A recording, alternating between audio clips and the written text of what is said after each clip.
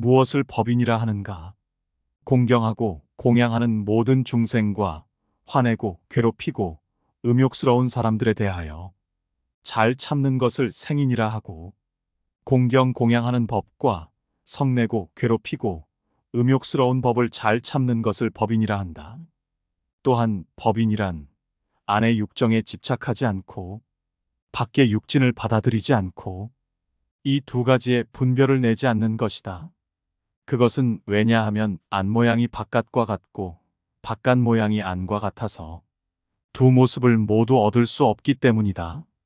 한 모습이기 때문이고 인연으로 화합하기 때문이며 그 실체가 공하기 때문이다. 일체법의 모습이 항상 청정하기 때문이고 진재, 법성의 모습이기 때문이며 둘이 아니기 때문에 비록 둘이 아니지만 또한 하나도 아니다. 이와 같이 모든 법을 관찰하여 마음으로 믿어 물러나지 않으면 이를 법인이라 한다. 일체법에 두 종류가 있으니 첫째는 중생이요 둘째는 모든 법이다. 보살이 중생 가운데서 참는 것은 앞에서 말한 바와 같거니와 이제는 법 가운데서 참는 일을 말하리라. 법에는 두 종류가 있으니 마음의 법과 마음 아닌 법이다. 마음 아닌 법에는 안의 것과 밖의 것이 있는데 밖에는 추위, 더위, 바람, 비 등이 있고 안에는 주림, 목마름, 늙음, 아름, 죽음 등이 있다. 이러한 갖가지를 마음 아닌 법이라 한다. 마음의 법에 두 종류가 있으니 첫째는 성냄, 근심, 의심 등이요 둘째는 음욕, 교만 등이다. 이 두 가지를 마음의 법이라 한다. 보살은 이 두 법에 대해 참고 동요되지 않으니 이를 법인이라 한다. 중생에게 만약 성을 내거나 목숨을 해치면 죄를 받고 가엾이 여기면 복을 얻거니와 추위, 더위, 바람, 비에는 이익도 손해도 없거늘 어찌 참는가. 비록 이익도 손해도 없지만 스스로 뇌란과 근심을 내어 보살도를 해치나니 이런 까닭에 참아야 한다. 또한 단지 중생을 죽이거나 괴롭히는 까닭에 죄가 되는 것이 아니다. 삿된 마음 때문에 인연을 짓는 까닭에 죄가 되는 것이다. 그것은 왜냐하면 비록 중생을 죽였더라도 무기의 마음이었다면 죄가 없기 때문이다. 중생을 사랑해주면 비록 준 것은 없더라도 큰 복을 얻는다. 비록 추위, 더위, 바람, 비가 이익이나 손해를 주지는 않더라도 능히 악의를 일으키기 때문에 죄를 받게 된다. 그러므로 참아야 한다. 또한 보살은 스스로 전생에 쌓은 죄의 인연에 의해 이 괴로운 곳에 태어났음을 안다. 이는 내가 스스로 지은 것이다. 그러므로 나는 마땅히 스스로 감수해야 하리라. 이와 같이 사유하며 그래서 능히 참는 것이다. 또한 보살은 이렇게 생각한다. 국토에는 두 종류가 있으니 깨끗한 곳과 더러운 곳이다. 만약 보살이 더러운 국토에 태어난다면 이러한 괴로움과 주림과 추위 등 온갖 고통을 받으면서 스스로 청정한 서원을 세워 내가 성불하거든 내 국토에는 이런 괴로움들이 없어지리다 라고 하리라. 이들이 비록 더럽기는 하나 나의 이익인 것이다. 또한 보살은 이렇게 생각한다. 세간의 8가지 법은 성현도 면치 못하는 바이건을 하물며 나이겠는가. 그러므로 마땅히 참아야 하리라. 또한 보살은 이렇게 생각한다. 이 인간의 몸은 늙음, 병듦, 죽음의 쫓김을 안다. 비록 하늘의 몸이 청정하여 늙음, 병듦이 없다 하더라도 하늘의 쾌락에 집착된다. 마치 취한 사람과 같으니 도와 복을 닫고 출가해 애욕을 여의지도 못한다. 그러므로 이 인간의 몸에서 스스로 참아서 복을 닫고 중생을 이롭게 해야 하리라. 또한 보살은 이렇게 생각한다. 내가 이 사대와 오중의 몸을 받았으니 응당 갖가지 괴로움이 있을 것이다. 몸을 받고서 괴롭지 않은 이가 없다. 부귀하거나 빈천하거나 혹은 집에 있거나 집을 떠났거나 어리석거나 지혜롭거나 밝거나 어둡거나 아무도 면할 자가 없다. 왜냐하면 부귀한 사람은 항상 두려움으로 재물을 지키나니 마치 살찐 염소는 일찌감치 도살장으로 끌려가는 것과 같으며 고기를 문새를 무새들이 좇는 것과도 같다. 빈천한 사람에게는 줄이고 추운 고통이 있다. 집을 떠난 사람은 금생에 괴로움이 있으나 후생에 복을 받아 도를 얻는다. 어리석은 사람은 먼저 이 세상의 즐거움을 구하거니와 무상이 이르면 나중에는 괴로움을 받는다. 지혜로운 사람은 무상의 괴로움을 사유하고 나중에 즐거움을 받는다. 이렇듯 몸을 받은 사람으로서 괴로움 없는 자가 없다. 그러므로 보살은 인욕을 닦아야 한다. 또한 보살은 이렇게 생각한다. 일체의 세간은 모두 괴로운데 나는 어찌하여 거기에서 즐거움을 구하려 하는가. 또한 보살은 이렇게 생각한다. 나는 한량없는 것 동안 항상 온갖 고통을 받으면서 아무런 이익이 없이 일찍이 법을 위하지 못했었다. 오늘은 중생을 위하여 불도를 구하니 비록 이런 고통을 받으나 의당 큰 이익을 얻을 것이다. 그러므로 안팎의 모든 고통을 능히 참고 감수해야 하리라. 또한 보살은 커다란 마음으로 이렇게 서원한다.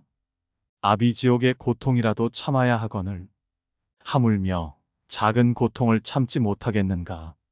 사소한 고통을 참지 못하면서 어찌 능히 큰 고통을 참겠는가. 이와 같이 갖가지 밖의 법에 대해 참는 것을 법인이라 한다. 어찌하여야 안마음의 법을 참을 수 있는가.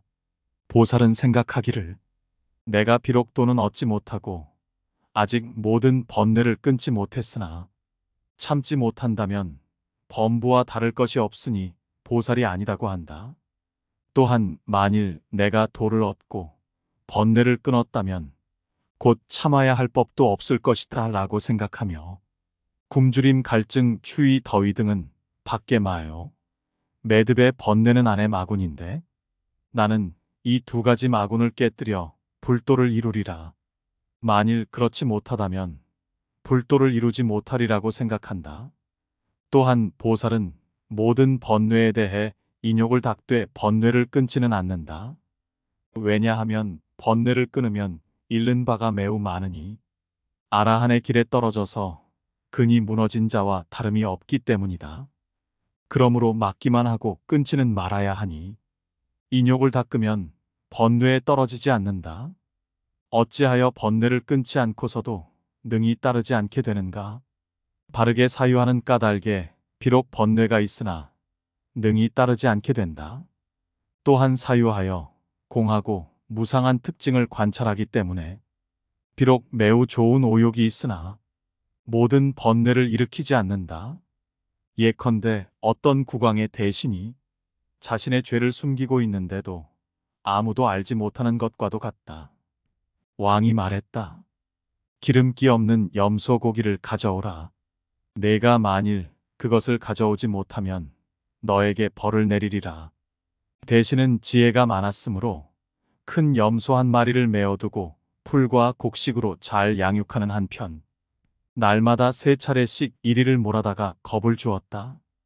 염소는 비록 좋은 음식은 얻었으나 기름이 지지 않았다. 염소를 끌어다가 왕에게 바치니 왕은 사람을 시켜 잡았는데 과연 살은 쪘으나 기름기가 없었다. 왕이 물었다. 어찌하여 그렇게 되었느냐? 그러자 대신은 위의 사실로서 자세히 대답했다. 보살도 그와 같아서 무상함과 괴로움과 공함이란 이치를 봄으로써 모든 번뇌의 기름이 사라지고 공덕의 살이 찌는 것이다. 또한 보살의 공덕과 복된 과보가 한량이 없으므로 그 마음이 부드럽고 모든 번뇌의 매듭이 엷어져서 인욕을 닦기가 쉽다. 또한 보살은 지혜의 힘으로 성냄에는 갖가지 죄악이 있음을 관찰하고 인욕에는 갖가지 공덕이 있음을 관찰한다. 그러므로 번뇌를 인내하는 것이다. 또한 보살은 마음에 지혜의 힘이 있으므로 능히 번뇌의 매듭을 끊을 수 있으나 중생을 위하기 때문에 오랫동안 세상에 머무르되 번뇌가 곧 도적임을 안다. 그러므로 인내할 뿐 따르지 않는다. 보살은 이 매듭의 도적을 결박하여 풀려나지 못하게 하고서 공덕을 행하나니 비유하건대 도적일지라도 인연 때문에 죽이지 않고 한 곳에 가두어 놓고 스스로는 사업을 닦는 것과 같다. 또한 보살은 실로 모든 법의 모습을 알기 때문에 모든 번뇌를 삿되다 하지 않으며 공덕을 묘하다 하지도 않는다. 그러므로 번뇌에 대하여 성내지도 않고 공덕에 대하여 애착하지도 않는다. 이러한 지혜의 힘 때문에 인욕을 닦나니 개송에서 말하는 바와 같다. 보살은 모든 불선을 끊어버려 아주 적은 티끌도 남기지 않나니 큰 공덕의 복은 한량이 없고 이루는 사업에 이루지 못함이 없다. 보살은 큰 지혜의 힘 때문에 모든 번뇌의 매듭에 시달리지 않나니 그러므로 모든 법의 모습을 알고 생사와 열반이 하나요 둘이 아님을 안다. 이러한 갖가지 인연 때문에 비록 도를 얻지는 못했으나 모든 번뇌의 법에 대하여 능히 참나니 이것을 법인이라 한다. 또한 보살은 비록 무루의 도를 얻지 못하고 결사를 다 끊지 못하였더라도 능히 무루의 성스러운 법과 세 가지 법인을 아나니 첫째는 온갖 유의의 생법은 무상하다는 등의 법이니요. 둘째는 일체법은 무아라는 법이니요. 셋째는 열반은 진실한 법이라는 법이니다. 득도한 성현들은 스스로 얻고 스스로 안다. 보살은 비록 도는 얻지 못하였더라도 능히 믿고 수긍하나니 이를 법인이라 한다. 또한 십산안에 대하여 대답하지 못하는 법 가운데서 항상함과 무상함 등의 장애 없이 중도를 잃지 않음을 관찰하고 이 법을 능히 참는다면 이것을 법인이라 한다. 어떤 비구가 이 십산안에 대하여 생각하고 관찰하여도 통달하지 못하자 참을 수 없는 마음이 생기어 의발을 들고 부처님께로 가서 말씀드렸다. 부처님이시여, 저를 위해 십산안을 해명해 주시오. 저로 하여금 이해하게 한다면 마땅히 제자가 되겠습니다만 만약에 해명해 주지 못한다면 나는 다른 길을 찾겠습니다. 부처님께서 말씀하셨다. 그대 어리석은 사람아, 내가 본래 나와 맹세하기를 이 십산안에 대답해 주면 내 제자가 되겠다 하였느냐? 비구가 대답했다. 아니옵니다. 부처님께서 다시 말씀하셨다. 그대는 어리석은 사람이구나.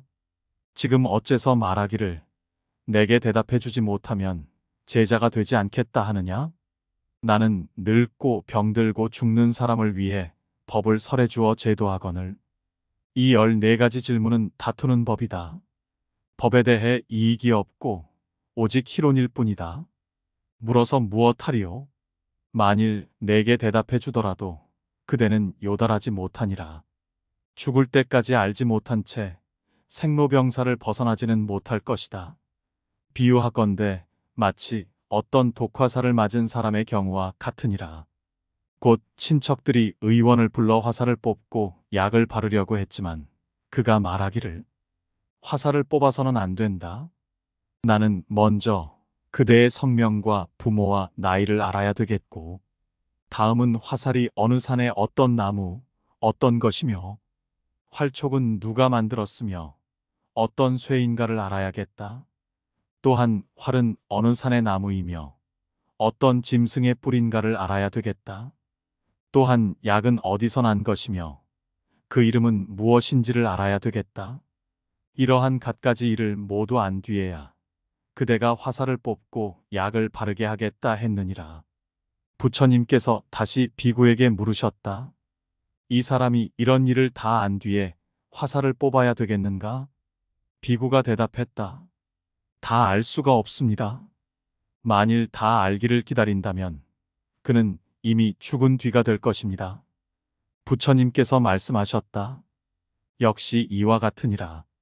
삿된 소견의 화살에 애욕의 독약이 발라진 채 이미 내 마음 깊숙이 박혔기에 너는 이 화살을 뽑기 위해 내 제자가 되었다. 그렇거늘 화살은 뽑으려 하지 않고 도리어 세상이 항상함과 무상함, 끝 있음과 끝 없음 등을 구하려 한다. 그것을 구해도 얻지 못한 채 해명을 잃고 축생과 마찬가지로 죽어서는 스스로가 어둠으로 뛰어들고자 하는구나. 비구는 부끄러이 여기면서 부처님의 말씀을 똑똑히 이해하고는 아라한의 도를 얻었다. 또한 보살이 일체를 아는 자가 되고자 한다면 마땅히 일체법을 추구하여 그 참모습을 알아야 한다. 14가지 질문에 대하여 막히지도 않고 장애받지 않으며 이것은 곧 이 마음의 중한 병이 됨을 바로 알아. 능히 벗어나고 능히 참는다면 이것을 법인이라 한다. 또한 불법은 심이 깊고 청정미묘하거늘 갖가지 한량 없는 법문을 잘 펴내어 한결같은 마음으로 믿어받들어 의심도 후회도 없으면 이를 법인이라 한다. 부처님께서 말씀하셨듯이 모든 법이 비록 공하나 또한 단절되거나 멸하지 않는다.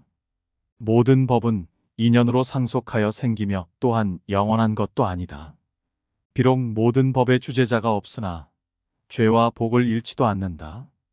잠깐 사이에 몸의 모든 법과 모든 감관과 모든 지혜가 전멸하여 멈추지 않으니 뒷생각으로 이어지지 않은 채 새록새록 생멸하나 역시 한량 없는 세상 가운데 인연의 업을 잃지도 않는다. 온, 처, 계안은 모두 공하여 주제자가 없으나 중생들은 오도 가운데 윤전하면서 생사를 받는다. 이렇듯 갖가지 심이 깊고 미묘한 법에 대해 아직 불도를 얻지는 못했으나 능히 믿고 받들어 의심치 않고 후회하지 않는다면 이것이 법인이다. 아라한이나 벽지불은 생사를 두려워하고 또한 싫어하여 빨리 열반에 들고자 한다.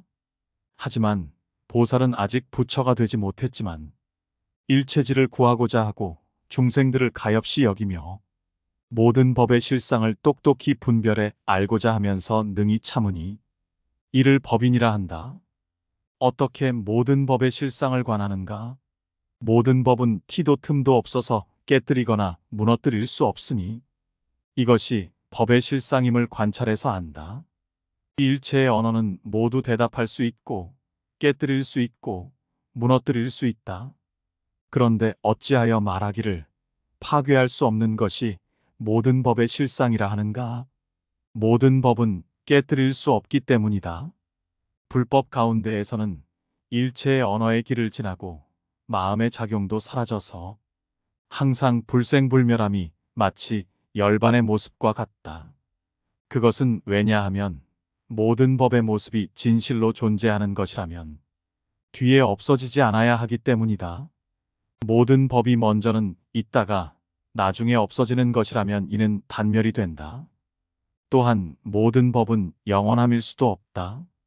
그것은 왜냐하면 만일 영원하다면 죄도 복도 없고 죽이거나 해침도 없기 때문이다.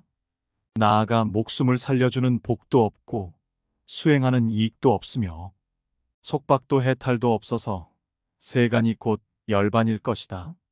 이러한 여러 인연 때문에 모든 법은 영원함이 아니다. 만일 모든 법이 무상하다면 이는 단멸이 되나니 또한 죄도 복도 없고 이익도 손해도 없고 공덕과 업도 없으며 인연과 과보도 이를 것이다.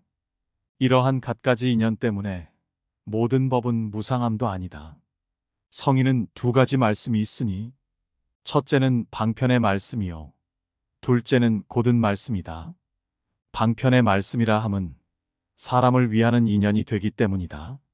사람을 위한다 함은 중생들을 위하여 이는 항상함이다. 이는 무상함이다 라고 말해주는 것이니 대치실단에서 말한 것과 같다. 만일 무상이라 말할 때에는 중생들이 삼계에서 쾌락의 집착함을 뽑아주고자 부처님께서도 생각하시기를 어찌하여야 중생들로 하여금 애욕에서 벗어나게 할 수 있을까 하셨다. 그러므로 다음에 개송과 같은 무상의 가르침을 말씀하신 것이다. 만약 무생의 법을 관한다면 생법을 여일 수 있고 무의의 법을 관하면 유의를 여일 수 있다. 어찌하여 생생을 인연화합이라 하는가? 곧 무상하고 자제하지 못하고 인연에 속하며 노병사의 모습, 속이는 모습, 파괴하는 모습이 있으면 이를 생생이라 한다. 이는 곧 유의법이니 대치실단에서 설한 바와 같다. 항상함과 무상함은 진실한 모습이 아니니 두 가지 모두에 허물이 있기 때문이다. 만약 모든 법이 항상함도 아니요 무상함도 아니라 한다면 이는 우치한 논리이다. 그것은 왜냐하면 만일 있음이 아니라고 한다면 없음이 무너지고 없음이 아니라고 한다면 있음이 무너지기 때문이다. 이 두 가지가 무너진다면 다시 무슨 법을 얘기할 수 있겠는가? 불법은 항상 공한 모습 가운데에서는 유도 아니고 무도 아니다. 공은 유를 제함으로써 공이 되고 공은 무를 막으니 이것을 비무라고 한다. 그런데 어찌하여 우치한 주장이라 하는가? 불법의 진실한 모습은 받아들이지도 않고 집착하지도 않는 것이거늘 그대가 주장하는 비유비무는 받아들여 집착하는 까닭에 우치한 논리가 되는 것이다. 만일 비유비무라고 말한다면 이는 곧 말할 수도 있고 깨뜨릴 수도 있다. 이는 곧 마음이 생기는 곳이며 투쟁이 일어나는 곳이다. 하지만 불법은 그렇지 않다. 비록 인연에 의하여 비무라고 하거니와 집착을 내지 말아야 한다. 집착을 내지 않는다면 곧 무너뜨릴 수 없고 깨뜨릴 수 없다. 모든 법이 끝이 있거나 끝이 없거나 있으되 끝이 없거나 있지 않되 끝이 없거나 죽은 뒤에 갈 곳이 있거나 죽은 뒤에 갈 곳이 없거나 죽은 뒤에 갈 곳이 있기도 하고 없기도 하거나 죽은 뒤에 갈 곳이 있지도 않고 없지도 않다거나 이 몸이 곧 정신이라거나 몸과 정신은 다르다고 하는 것도 그와 같아서 모두 진실치 않다. 62가지 소견 가운데서 모든 법을 관찰하건대 이 역시 진실치 못하다. 이렇듯 모든 것을 제해버리고 불법에 청정하고 무너지지 않는 모습을 믿으며 마음으로 후회하거나 동요되지 않는다면 이것을 법인이라 한다. 또한 유무의 두 변으로 모든 법에 나는 때와 머무는 때를 관찰하면 유견의 모습이요. 모든 법에 늙을 때와 무너지는 때를 관찰하면 무견의 모습이다. 3계의 중생은 흔히 이 두 가지 소견의 모습에 집착되니 이 두 가지 법은 거짓되고 진실치 않다. 만일 실로 존재하는 모습이라면 없어지지 않아야 한다. 그것은 왜냐하면 지금은 없으나 먼저부터 있었다면 단견에 떨어지게 되기 때문이다. 만약에 단절된다고 한다면 이는 옳지 못하다. 또한 일체법은 이름이 화합하였기 때문에 그것을 일컬어 유라고 한다. 그러므로 이름이 화합하여 생긴 법은 얻을 수 없는 것이다. 만일 이러한 유무의 견해에 떨어지지 않는다면 중도의 실상을 얻는다. 어찌 실상인 줄 아는가? 과거에 항하의 모래수같이 많은 부처님들과 보살들이 알고 말씀하신 바, 미래에 항하의 모래수같이 많은 부처님들과 보살들이 알고 말씀하실 바, 현재의 항하의 모래수같이 많은 부처님들과 보살들이 알고 말씀하고 계신 바와 같다. 믿음이 크기 때문에 의심치 않고 후회하지 않으며 믿음이 크기 때문에 능히 지니고 능히 받으니 이를 법인이라 한다. 또한 선정의 힘으로 마음이 부드럽고 청정해지면 모든 법의 실상을 듣고는 마음에 개합되고 깊이 믿어 의심 없고 후회가 없다. 그것은 왜냐하면 의심과 후회는 곧 욕계에 얽매이는 법으로 거칠고 악하기에 부드러운 마음 가운데에 들지 못하기 때문이다. 이것을 법인이라 한다. 또한 지혜의 힘 때문에 일체법에 대해 갖가지로 관찰하되 한 법도 얻을 수 없으니 이 법을 능히 참고 능히 받아들여 의심치 않고 후회하지 않는다면 이를 법인이라 한다. 또한 보살은 이렇게 생각한다. 범부들은 무명의 독 때문에 일체법에 대하여 뒤바뀐 모습을 짓나니 항상함이 아닌데 항상하다고 생각하며, 괴로운데 즐겁다고 생각하며, 나가 없는데 나가 있다고 생각하며, 공한데 실하다고 생각하며, 없는데 있다고 생각하며, 있는데 없다고 생각한다. 이러한 갖가지 법 가운데서 뒤바뀐 모습을 만든다. 성스럽고 진실한 지혜를 얻어 무명의 독을 깨뜨리고 모든 법의 실상을 알아 무상함, 괴로움, 공함, 나 없음의 지혜를 얻고 사견을 버리어 집착하지 않으면서 이 법을 능히 참는다면 이것을 법인이라 한다. 또한 일체법을 관찰하건대 모든 법은 본래부터 공하고 지금도 공하니 이 법을 능히 믿고 능히 받아들인다면 이것을 법인이라 한다. 만일 공을 관찰하되 집착하지도 않고 삿된 소견을 내지도 않는다면 이것이 법인이니 개송으로 설명하리라. 모든 법의 성품은 항상 공하지만 마음이 공에 집착하지 않으니 이와 같이 법을 능히 참으면 이는 불도에 드는 첫 모습이다. 이처럼 갖가지로 지혜에 들어가 모든 법의 실상을 관찰하여 마음이 물러나지 않고 후회하지 않고 다른 관법을 따르지도 않고 근심하는 바도 없어 자리와 이탈을 얻게 된다면 이것을 법인이라 한다. 이 법인에 세 종류가 있다. 곧 행위 청정하여 인욕의 법을 보지 않고 자기 몸을 보지 않고 욕하는 사람을 보지 않아서 모든 법에 희론치 않는 것이니 이때를 청정한 법인이라 한다. 이런 까닭에 말하기를 보살이 반야바라밀 가운데 머물러서 능히 찬제바라밀을 구족한다고 말하는 것이다. 그것은 동요되지 않고 물러서지 않기 때문이다. 그렇다면 어떻게 동요되지 않고 물러서지 않는가? 성냄을 일으키지 않고 거친 말을 내지 않으며 몸으로 남에게 악한 짓을 하지 않고 마음에 의심하는 바가 없는 것이다. 보살은 반야바라밀다의 실상을 알아 모든 법을 보지 않으며 마음에 집착하는 바가 없기 때문에 어떤 사람이 와서 욕하고 독극물로 살해하고자 해도 일체를 능히 참아낸다. 그러므로 말하기를 반야바라밀다에 머물러서 찬제바라밀을 구족한다고 한 것이다.